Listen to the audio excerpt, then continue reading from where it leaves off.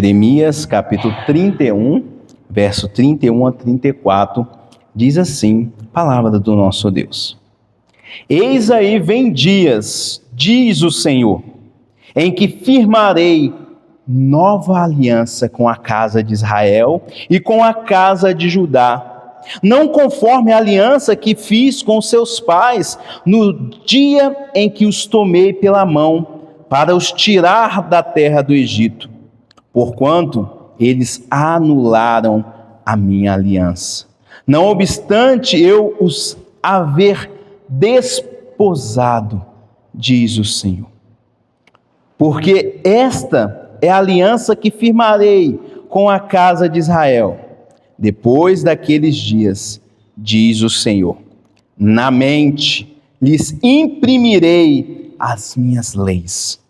Também no coração lhes inscreverei. Eu serei o seu Deus, e eles serão o meu povo. Não ensinará jamais cada um ao seu próximo, nem cada um ao seu irmão, dizendo, conhece ao Senhor? Porque todos me conhecerão, desde o menor até o maior deles, diz o Senhor. Pois perdoarei as suas iniquidades, e dos seus pecados jamais me lembrarei. Até aqui nos falou a palavra do Senhor. Meus irmãos, esse texto é um texto profético, é uma promessa do Deus Todo-Poderoso ao seu povo. E que promessa é essa? Deus aqui, por meio do profeta Jeremias, ele está anunciando algo novo, algo que ele irá realizar no futuro. O nome dessa coisa nova que Deus irá fazer é a nova aliança. A nova aliança, ela funciona mais ou menos da seguinte maneira na Bíblia. Imagine que alguém ele está tentando se mudar. Alguém está tentando mudar a sua própria vida, tentando mudar o seu próprio coração, o seu comportamento, mas sempre falha. Miseravelmente essa pessoa se frustra, essa pessoa se culpa, essa pessoa desanima de buscar essa mudança para si, porque sempre falha. E como disse, foi nesse contexto que Jeremias ele escreve este livro e esta profecia. Porque quando ele olhava para o povo de Deus, quando ele olhava para Israel, ele via exatamente dessa maneira. Um povo que tinha as leis de Deus, que tinha os mandamentos de Deus, um povo que constantemente queria se mudar, queria buscar essa transformação, queria mudar o seu próprio comportamento, mas falhava. Tanto que o resultado de tanta rebeldia, tanta desobediência, foi Deus os levar para o exílio, como consequência da quebra da aliança. Não sei se você lembra de Moisés, quando o povo de Israel ele sai do Egito, Deus leva por meio de Moisés o seu povo para o Monte Sinai. Lá é entregue a tábua da lei. Deus entrega a lei, que nós conhecemos como os 10 mandamentos. Então faz uma aliança com o povo dele. Aqui estão esses mandamentos. Se vocês cumprirem esses mandamentos, bênçãos sem medidas virão sobre a vida de vocês. É esta aliança que eu firmo, esta aliança que eu faço. Porém, se vocês desobedecerem, está tudo desfeito. E ao invés de vir bênçãos, maldições virão sobre vocês. Em Deuteronômio, o termo é forte, porque diz o seguinte, que todas estas maldições os seguiriam e os perseguiriam até alcançar. Inclusive, eles seriam tirados da terra que Deus estava levando, a terra prometida. Eles quebraram a aliança com o Senhor, e exatamente foi isso que aconteceu. Eles foram levados à força para outro país. Eles foram obrigados a saírem da sua própria casa, Eles tiveram as suas famílias dispersas.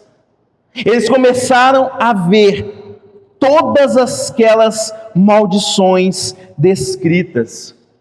A realidade do povo ali era de vidas despedaçadas, sem esperança.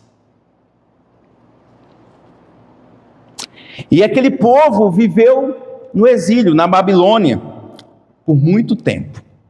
O profeta Jeremias diz que esse exílio duraria 70 anos. E qual que era a realidade do povo? Eles olhavam para o passado, o povo olhava para o passado, eles viam o quê? Fracasso. Eles fracassaram miseravelmente em cumprir a lei de Deus. Agora estão em outra terra, sem templo, sem casa, sem terra, sem bens, são escravos. Eles olhavam para o presente, o que eles viam? Frustração. Nós não conseguimos obedecer a Deus fielmente, nós não conseguimos mantermos a aliança de Deus de pé, nós falhamos com o nosso Deus.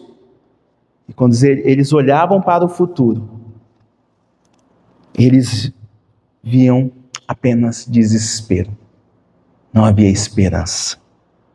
Mas em meio a todo esse juízo de Deus, porque foi Deus que permitiu que eles fossem para o exílio, em meio a toda essa dor, em meio a toda essa frustração, diz a palavra do Senhor, que Deus não abandonou o seu povo. Deus não os abandonou. E no meio dessa dor, nós vemos que Deus ele faz uma maravilhosa promessa, que nós lemos no capítulo 31, no verso 31, Deus diz para esse povo, desterrado, sem esperança, frustrado: eis que vem dias, diz o Senhor, que firmarei uma nova aliança.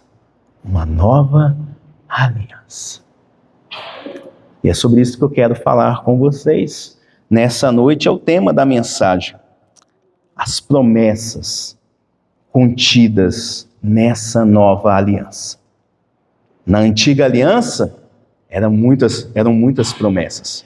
Promessas de bênçãos, de prosperidade, mas condicionado à obediência.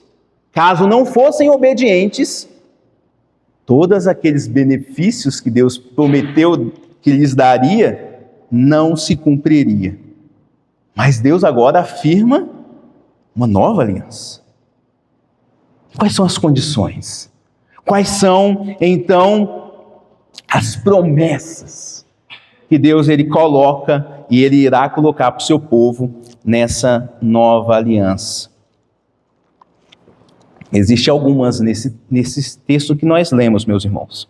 A primeira promessa que Deus faz dentro dessa nova aliança para o seu povo é que Deus garante fidelidade e segurança. No verso 31, se tiver com a sua Bíblia aberta, nós vemos que o próprio Deus, ele promete que irá realizar algo. Ele mesmo está prometendo. Ele diz: eis que vem dias, diz o Senhor, em que firmarei uma nova aliança. Quem está dizendo isso aqui é o próprio Deus. Ele mesmo está dizendo: eu vou fazer, eu vou firmar, eu vou realizar essa nova aliança. Em outras palavras, ele não ia deixar esta aliança nas mãos do seu povo. Ele não ia deixar nas mãos frágeis do seu povo essa aliança, mas ele mesmo iria firmar. E esta aliança se basearia não na fidelidade e obediência do povo, mas na sua fidelidade. É isso que Deus estava prometendo. Isso significa que essa aliança ela não poderia ser quebrada, anulada, porque ia depender única e exclusivamente de Deus. Em outras palavras, era uma aliança unilateral, aonde Deus ele está prometendo bênçãos, prometendo salvação, mas sem contar com a fidelidade do outro lado, contando apenas com a sua própria fidelidade. E meus irmãos, isso é maravilhoso, porque essa promessa, essa nova aliança, ela descansa não na nossa inconstância, porque nós somos inconstantes.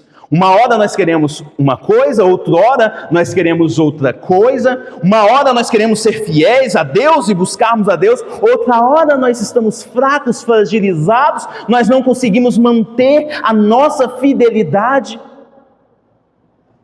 Mas essa nova aliança, ela está baseada não na nossa inconstância, mas na fidelidade de Deus, na imutabilidade do nosso Deus.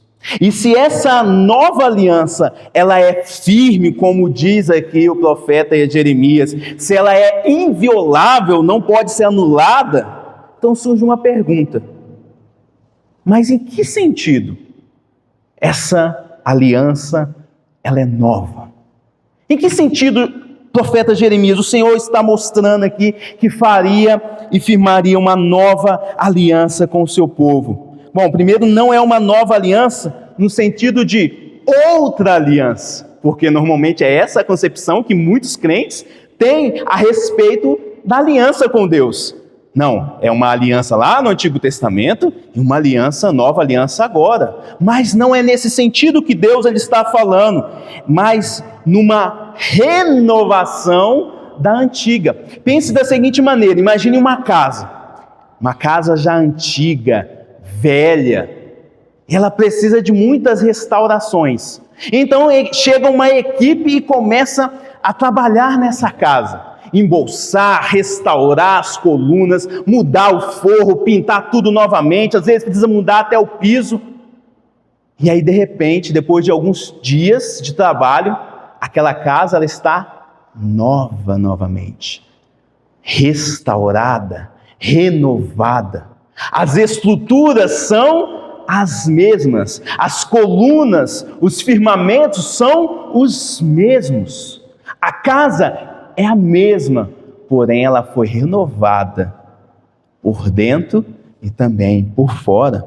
Então, quando Deus fala nova aliança, Deus não está falando que eu abandonei o meu povo, agora eu vou criar um novo plano para abençoá-los. Agora, não é dessa maneira que Deus está dizendo. A nova aliança mantém o mesmo propósito que a antiga. E qual que é este propósito? Relacionamento com Deus, obediência e comunhão com Ele. É essa a maneira que Deus ele estava mostrando para o seu povo. Essa é a nova aliança. Tanto que, se você observar, no versículo 32, é isso que ele diz, não conforme, é uma nova aliança, não conforme a aliança que fiz com os seus pais, lá no Sinai, aquela aliança onde tinha termos escritos em tábuas de pedra, lá estavam os mandamentos, como o povo iria se relacionar com Deus. Estava lá, primeiro, segundo, terceiro mandamento, quarto mandamento. Do sexto em diante era como eles iriam se relacionar uns com os outros. Essa era a maneira. E era assim os mandamentos de Deus descritos. E conforme eu disse também, cada bênção decorrer dessa antiga aliança, ela era condicionada à obediência do povo. Porém, agora essa nova aliança, ela é diferente. Ela é nova, ela é renovada, porque agora ela é eficaz. Ela é eficaz, conforme diz o próprio texto,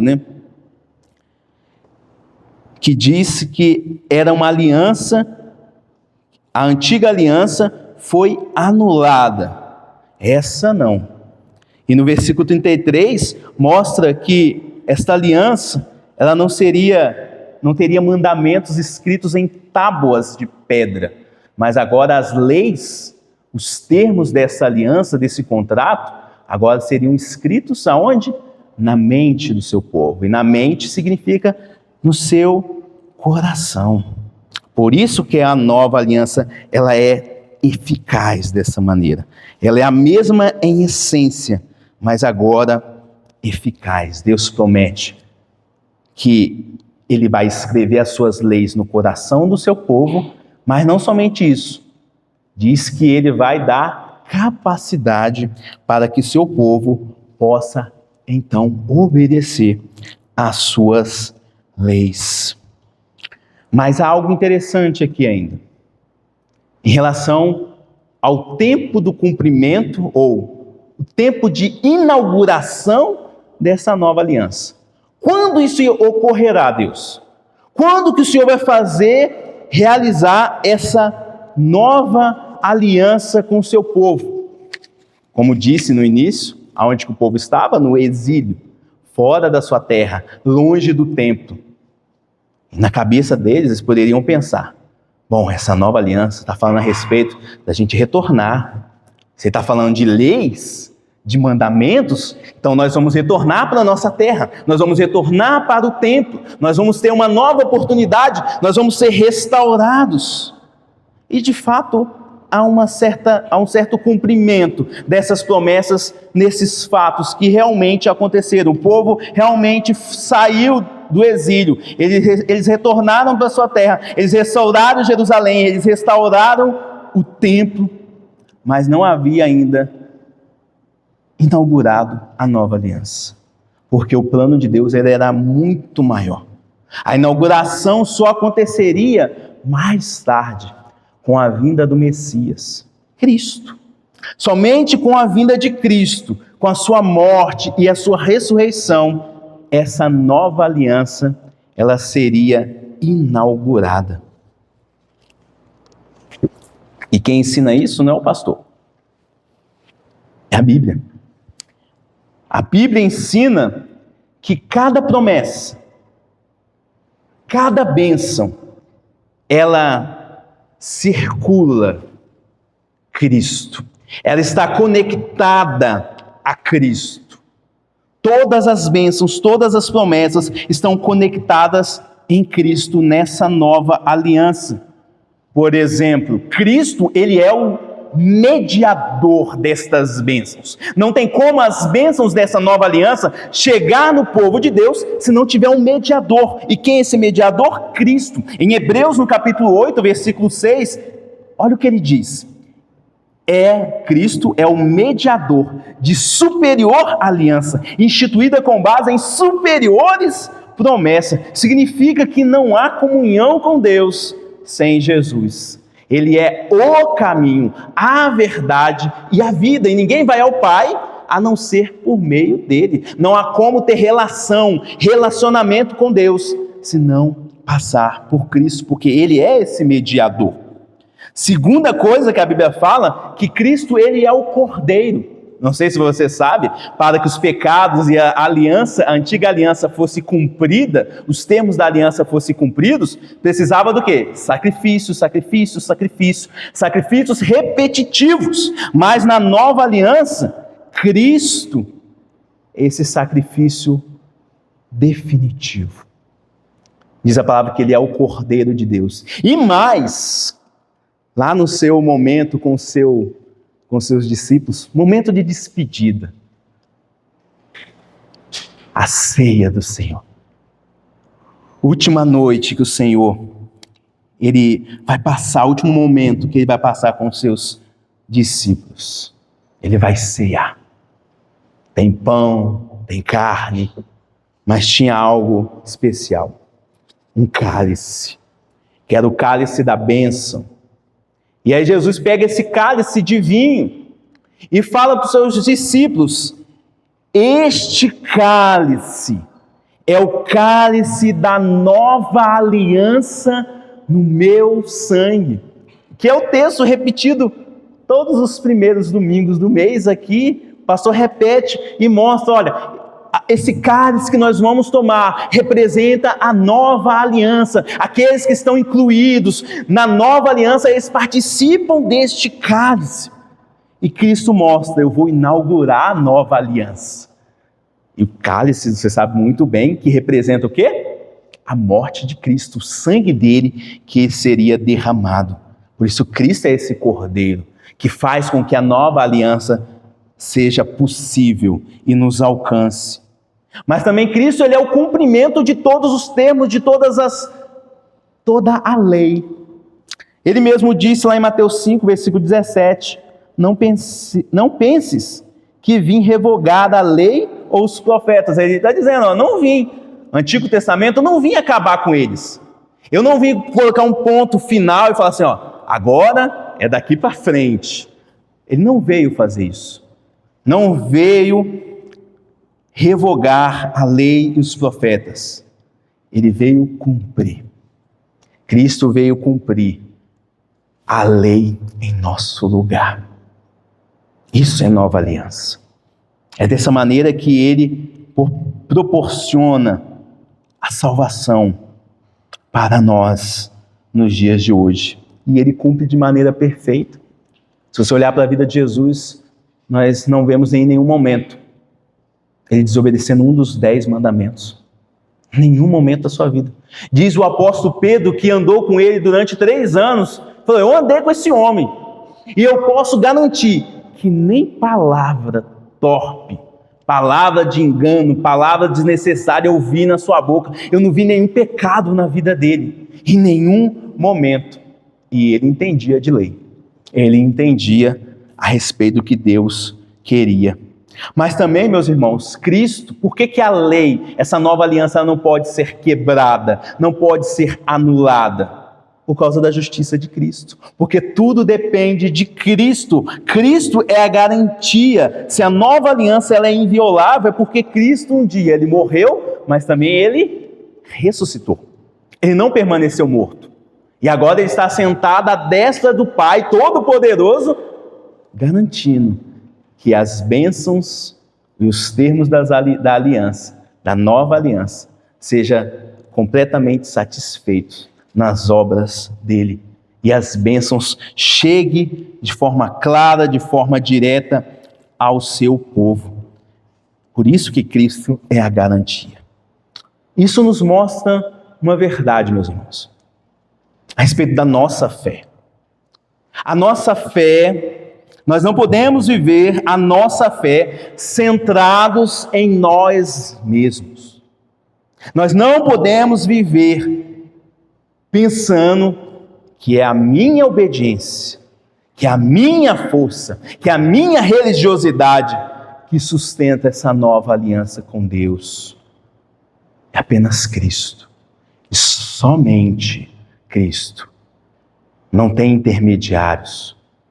Não tem nenhum homem que possa fazer isso por nós, somente Cristo. E por mais que a gente possa se achar pessoas honestas, pessoas boas, que nós nunca cometemos algum tipo de crime hediondo, por mais que a gente possa se achar boas pessoas, nenhuma das nossas boas ações podem garantir que a aliança seja estabelecida, sustentada.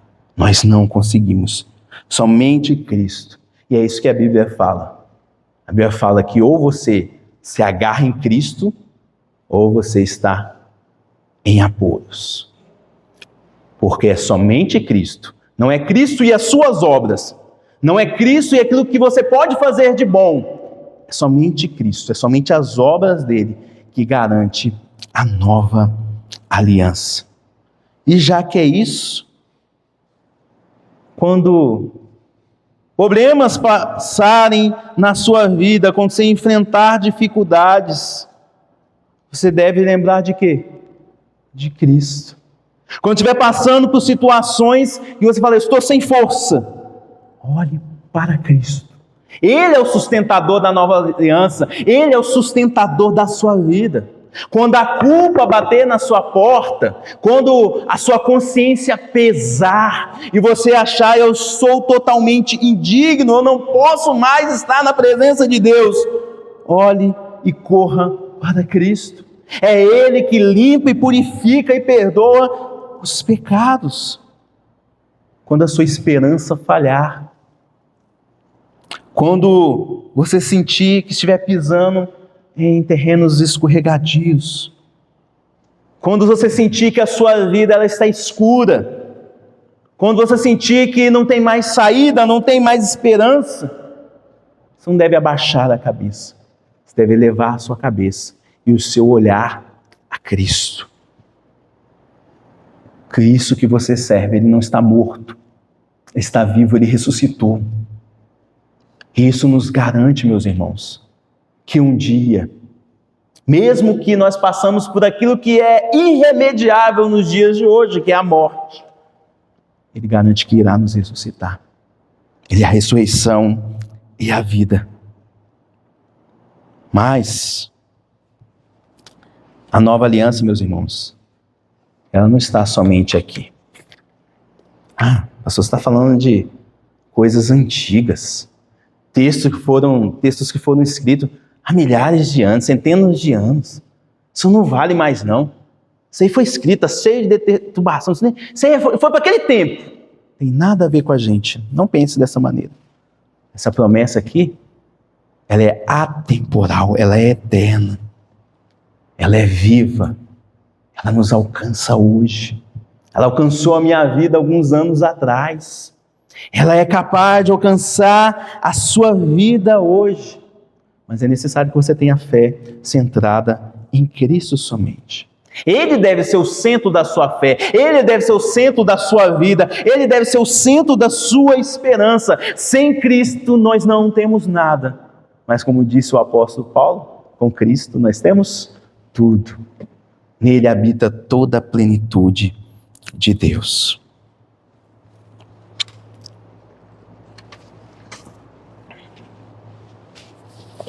Bom, essa é a primeira promessa. A primeira promessa da nova aliança nos mostra e nos traz a realidade da fidelidade de Deus. O nosso Deus é fiel. Mas há uma segunda promessa revelada aqui nessa nova aliança, que Deus ele nos promete e revela que agora, já que é essa fidelidade, é essa nova aliança, Ele vai fazer algo. Ele vai fazer algo em nós, no seu povo. Diz que a segunda promessa é que Deus transforma o nosso coração. No finalzinho do versículo 33, nós vemos como Deus, com grande ternura para um povo que está em sofrimento, exilado, por meio do profeta Jeremias, Ele promete cuidar profundamente do seu povo.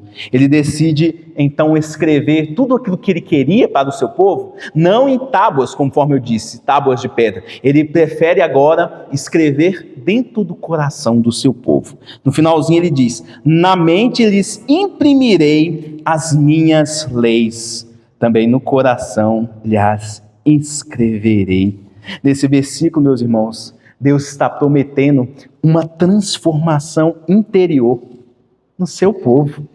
Deus está prometendo para o seu povo que Ele irá mudar as vontades. Se na antiga aliança o povo queria, mas muitas das vezes não conseguia, porque o desejo não era forte o suficiente, agora Ele vai transformar esse desejo, Ele vai mudar esse coração, Ele vai escrever as leis no coração desse povo. Ele vai mudar os desejos, as vontades, os pensamentos e até mesmo os sentimentos do seu povo.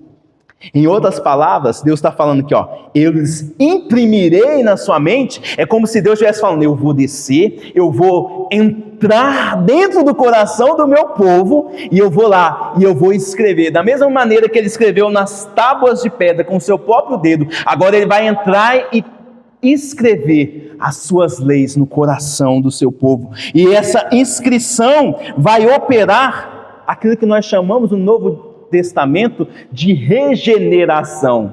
Uma palavra mais simples: novo nascimento. É isso que Deus está prometendo. Novo nascimento para o seu povo. E é esse novo nascimento que dá poder real para que o seu povo possa obedecer às suas leis. É como nós vimos lá em Ezequiel. Não sei se você conhece esse texto. Livro do profeta Ezequiel, no capítulo 36, o Senhor faz uma promessa muito semelhante a essa que Ele faz em Jeremias 31. Profetas diferentes, tempos diferentes, mas uma promessa única, que é feita pelo mesmo Senhor. Ezequiel 36, versículo 26 e 27, diz o seguinte: dar-vos-ei coração novo, e porei dentro de vós espírito novo. Tirarei de vós o coração de pedra e vos darei coração de carne. Porei dentro de vós o meu espírito e farei que andeis nos meus estatutos, guardeis os meus juízos e os observareis. É Deus, é uma ação de transformação de Deus. É Ele que está prometendo mudar o coração do seu povo. E no Novo Testamento, quando nós chegamos nos Evangelhos, nós começamos a entender um pouco melhor quem exatamente irá operar essa transformação. Foi o texto que nós lemos na nossa liturgia, quando Jesus ele se encontra com Nicodemos, ele diz que para entrar no reino de Deus, na nova aliança, para ver essa nova aliança, para fazer parte dessa nova aliança, precisa nascer de novo, precisa ter essa transformação interior que é operada por Deus. E ele diz, Nicodemos, é necessário. Você quer entrar nessa nova aliança que foi prometida? Eu estou aqui para inaugurar, mas é necessário nascer de novo. E como que vai nascer de novo se eu já sou velho? Eu vou entrar de novo no ventre da minha mãe para poder sair? Aí Jesus fala, não. Que nascido da carne é carne, que é nascido do Espírito é Espírito. E ele fala, você precisa nascer da água e do Espírito. Em outras palavras, você precisa crer em mim e confiar em mim completamente. Isso é novo nascimento. Novo nascimento não é somente quando nós passamos pelo batismo. O batismo tem um dos significados do batismo é novo nascimento. Mas o novo nascimento real, verdadeiro, é quando Jesus, ele transforma o nosso coração por meio do Espírito Santo, nos fazendo pessoas novas. E é por isso, meus irmãos, que viver nessa nova aliança, nesse novo relacionamento com Deus, é como sair da escuridão. O apóstolo Paulo diz, você sai das trevas e você vai para a luz. Isso é novo nascimento, é algo radical, é uma transformação radical. Novo nascimento, quando Deus ele muda o coração da pessoa, algo incrível vai acontecer no seu interior. Aquela pessoa ela vai começar a reconhecer Cristo como o seu verdadeiro tesouro. Vocês lembram da semana passada a mensagem do nosso irmão Fernando? Ele disse que o reino de Deus ele é comparado a um tesouro que é escondido, e um homem foi lá e achou, e cavou aquele tesouro, e aí ele vende tudo o que tinha para poder comprar esse terreno e ficar com esse tesouro. Em outras palavras, meus irmãos, tudo que o mundo oferece, por mais atraente que pareça, ele começa a perder o seu brilho, perder o seu encanto diante da glória de Jesus, diante daquilo que nós vemos que é o Senhor Jesus na nossa vida e aquilo que Ele fez por nós na cruz do Calvário, nos salvando, nos amando de maneira incondicional, nos incluindo nessa nova aliança. A pessoa que tem o coração transformado por Deus, ele agora vai possuir algumas marcas, que a gente chama de marcas de nascença, marcas do seu novo nascimento, que são as provas que você de fato nasceu de novo. Uma das primeiras marcas que a pessoa tem quando o Espírito Santo vai lá e opera esse novo nascimento, transforma o coração, a pessoa começa a ter sede de Deus. Ela começa a querer buscar a Deus. Ela começa a querer mais e mais de Deus. Ela começa a querer as coisas de Deus. Ela começa a buscar, a orar mais. Orar não é algo obrigatório, algo monótono, algo que vai dar sono, algo que, eu tenho que... Não, é algo bom, porque oração, eu estou falando com o meu Deus. Isso que emana no coração que nasce de novo. A pessoa tem prazer em ler a palavra. Não é aquele negócio, eu tenho que ler. Não, ela tem prazer de ler. Sabe, pensa numa coisa que te dá prazer. Ao jovem, talvez jogar bola, jogar videogame, conversar com os amigos, sair, isso traz prazer, traz alegria. Para aqueles que são mais velhos, talvez fazer uma viagem, fechar um negócio, ganhar um pouco mais de dinheiro, ser promovido, um emprego melhor, isso traz o quê? Alegria, prazer. Mas no coração daquele que é nascido de novo, que é um coração transformado, agora as suas vontades os seus desejos são transformados pelo Senhor. E agora, seu prazer está na lei de Deus. Seu prazer está em buscar ao Senhor, a fome de Deus, de meditar, a vontade de estar na igreja, junto com o povo de Deus, a alegria. Você lembra do coração transformado de Davi? Salmo 122 diz: alegrei-me quando disseram, vamos à casa do Senhor. A alegria, prazer, satisfação em estar na casa de Deus. Essas são marcas de um coração verdadeiramente transformado pelo Senhor. Estar na igreja não é uma obrigação, não é um peso, não é algo assim, eu tenho que ir, porque senão, né, você sabe que Deus, como Deus vai me abençoar se eu não for? Como que vai ficar a minha situação? Não é uma obrigação, mas é um prazer, é um deleite. Os antigos chamam do domingo, dia do Senhor, como um dia do deleite, dia de prazer, alegria. Estar na presença de Deus, buscar as coisas de Deus. Essas são as marcas de um coração verdadeiramente transformado. Há uma necessidade, é uma fome. Já viu quando você tem fome, sua barriga dói, você quer comida, você está com sede? É a mesma coisa com Deus. A alma transformada, ela não consegue viver longe de Deus. Ela quer mais e mais e mais da presença de Deus. E deixa eu te provocar aqui, neste momento. Olhe para o seu coração. Olhe para o seu coração. Olhe para a sua vida. Você vê essas marcas? Você vê essa fome de Deus? Você vê essas marcas no seu coração? Você quer Deus? Você quer comunhão com Ele? Olhe para o seu coração. Uma segunda pergunta é: você já passou por essa experiência radical de sair das trevas para a luz? Se eu olhar para a sua vida, ou melhor, se Deus olhar para a sua vida, se as pessoas olharem para a sua vida, elas vão ver essas marcas claras e evidentes. Você é uma pessoa que busca Deus, que quer Deus, que gosta de Deus, da sua palavra, do seu povo, da sua igreja. Você quer se envolver, se engajar.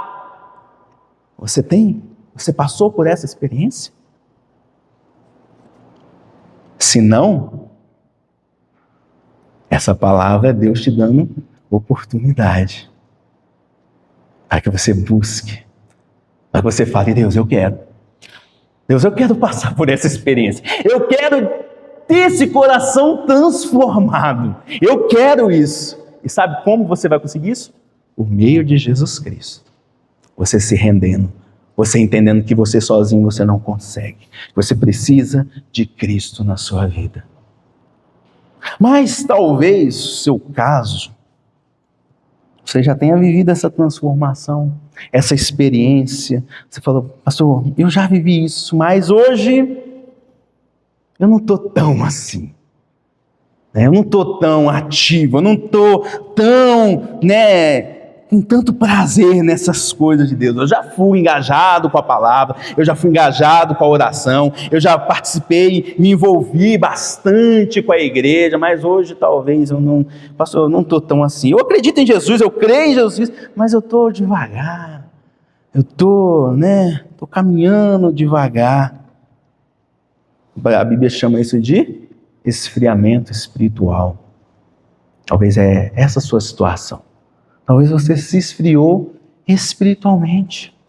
Talvez, como diz lá em Apocalipse, você tenha abandonado o seu primeiro amor. Você caiu. Perdeu aquela primeira essência, aquele amor pelas coisas de Deus, aquela intensidade. E as palavras de Jesus para a igreja de Éfeso servem também para você nessa noite. A igreja que tinha abandonado o seu primeiro amor, Jesus diz: arrependa-se. Lembra de onde caíste. Lembra de onde você caiu. Se arrependa. Reconheça que seu estado hoje não é legal. Reconheça que seu estado hoje precisa muito moldar, precisa voltar às primeiras práticas, aquele relacionamento intenso, real com Cristo. Reconheça. Arrependimento é esse reconhecimento. E saiba que o nosso Deus, o seu Deus, Ele está disposto a te restaurar. Ele quer que esse relacionamento seja restaurado, mas precisamos nos voltar a Ele em arrependimento. E quando nós nos voltamos para Ele, diz a palavra, que de maneira nenhuma Ele nos rejeita. Ele não rejeita ninguém que vai a Ele.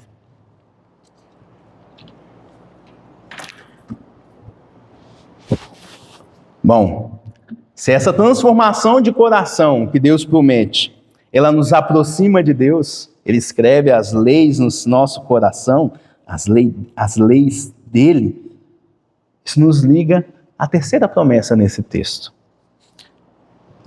O versículo 33 mostra que Deus Ele promete comunhão verdadeira. Essa é a terceira promessa. Versículo 33, lá no finalzinho, Ele diz, e eu serei o seu Deus, e eles serão o meu povo. Observe que isso aqui é comunhão, ser dele e eles serão meus. Isso é comunhão, é estar junto, é viver junto. E essa primeira comunhão que Deus promete nessa nova aliança é uma comunhão com o Senhor. Ele fala, eu serei o seu Deus. Ele está falando aqui de relacionamento íntimo, seguro e duradouro. Aqui a linguagem de Deus aqui é uma linguagem de aliança. E essa linguagem foi dita primeiro lá a Abraão. Abraão, no Gênesis capítulo 17, versículo 8, Deus faz essa primeira promessa. A primeira vez que Deus faz essa promessa, a descendência de Abraão. Ele diz que se eles guardassem a aliança, Ele seria o Deus deles e eles seriam o seu povo. E é interessante que Jeremias ele repete várias e várias vezes. Eu fui contando, deu umas 4 vezes. E Deus repete esse termo. Eu serei o seu Deus e eles serão o meu povo. Sabe o que isso revela? Mostra que Deus ele tem interesse. Deus não é um Deus distante, um Deus desinteressado. Não, Ele tem interesse em se relacionar com o seu povo. Ele tem interesse em se relacionar. Ele quer comunhão. Mas essa comunhão, esse relacionamento, seja algo pessoal, algo seguro. E é para o seu povo. Mas observe, em segundo lugar, que essa promessa não fala apenas de comunhão com Deus. Eu serei o seu Deus. Fala também da comunhão com o seu povo. A nova aliança não é feita com indivíduos, conforme Ele fez com Abraão. Abraão, eu vou fazer uma aliança com você. Conforme nós vimos também que Deus fez uma aliança com Davi. Davi, eu vou fazer uma aliança com você que não vai faltar sucessor no trono. Deus não está fazendo aqui essa aliança, nova aliança, com apenas indivíduos. Ele faz essa aliança com seu povo. E quando a gente fala de povo, a gente fala no Novo Testamento de igreja. Se você observar no Novo Testamento, povo de Deus é igreja. A igreja, ela é comparada com um corpo, onde Cristo é o cabeça, e todos os verdadeiros crentes que tiveram o coração transformado, eles fazem parte deste corpo. E é interessante que essa unidade não é somente externa, não é um rol de membros, onde seu nome está lá marcado, eu faço parte, eu sou membro. A Bíblia fala que é uma união e uma comunhão espiritual, porque diz que é o Espírito Santo que realiza esta união. Portanto, meus irmãos, a nova aliança não é apenas individual, ela é comunitária. Vivemos uma fé, nós vivemos uma fé que nos conecta com Deus. É isso que você veio buscar nessa noite, não é verdade? Eu vou buscar a Deus. Nós vivemos uma fé assim, eu quero Deus, eu quero comunhão, eu quero me conectar, eu quero me relacionar com Deus. Mas a nossa fé não é somente uma comunhão, uma conexão com Deus, mas também com a igreja. Essa nossa fé em Cristo não nos une somente com Deus, nos une uns aos outros. Nos une uns aos outros. E aqui chega um ponto que é muito estranho que nós vivemos no nosso dia, que é o famoso desigrejado. Você pergunta para a pessoa, você está bem? Estou bem. Está bem com Deus? Estou bem com Deus. Você está bem com Jesus? Estou bem com Jesus. E a igreja? A igreja já viu, né? Vou quando der, né? Eu me envolvo assim, eu vou lá, né? Eu escuto, né? Daquele jeito. Como assim? Eu falo que eu tenho comunhão com cabeça, mas não tenho comunhão com o corpo desse cabeça? Meus irmãos, olha, presta atenção, a nova aliança nos mostra essa realidade. A nossa fé, ela não pode ser vivida de forma isolada. É no corpo de Cristo que nós encontramos auxílio, força, momento e oportunidade para servirmos a Deus e uns aos outros. A nova aliança nos chama sim para termos intimidade com Deus, para buscarmos e termos sede de Deus, mas ao mesmo tempo, essa nova aliança nos mostra que nós somos inseridos no povo, numa comunidade de crentes.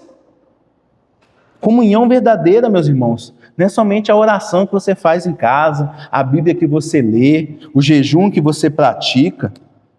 Não, comunhão verdadeira também é vida comunitária na igreja de Cristo. É vida juntos, é compartilhar a vida, é crescermos juntos, é servir, como disse, servir uns aos outros. A Bíblia chama a igreja de família, família de Deus.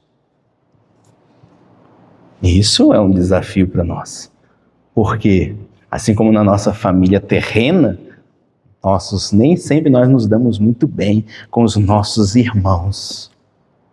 Mas a Bíblia nos convida a olhar para aquela pessoa que também foi comprada, que também foi inserida nesse povo, que também teve o coração transformado, mas ainda não é perfeito, porque essa é a realidade. Coração transformado não significa perfeição. A pessoa ainda continua pecando, continua fazendo algumas coisas que desagradam ao Senhor, mas teve o seu coração, vontades e desejos mudados. E aí a Bíblia fala que às vezes isso nos afasta. Isso nos afasta e a gente deixa de congregar. Deixamos de congregar, o que o apóstolo nos disse lá em Hebreus. Não deixe de congregar, como é costume de alguns. Congregar é estar junto.